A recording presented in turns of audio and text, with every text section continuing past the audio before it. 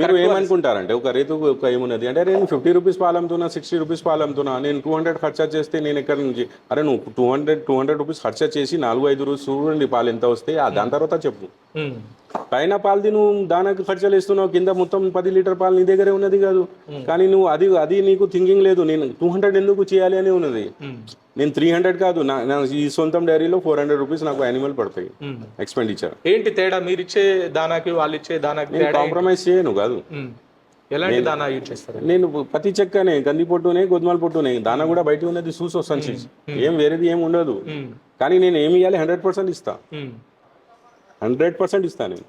నా దగ్గర బర్రెలకు డిస్టర్బెన్స్ లేదు. ఇప్పుడు మార్నింగ్ మొత్తం ఫీడ్ పాలు పిండినప్పుడు ఇచ్చేసినాం. ఇప్పుడు మొత్తం గాడిలో చూడు నీళ్ళే ఉన్నది, దాంట్లో ఏం మేత లేదు. నువ్వు అది తప్పు కూడా చేస్తావు. నువ్వేం చేస్తావు అంటే మార్నింగ్ తినిపించిన తర్వాత కూడా మళ్ళీ ఏం మేత వేసి ఉంటావు. ఎందుకు పండుకుంటాయి?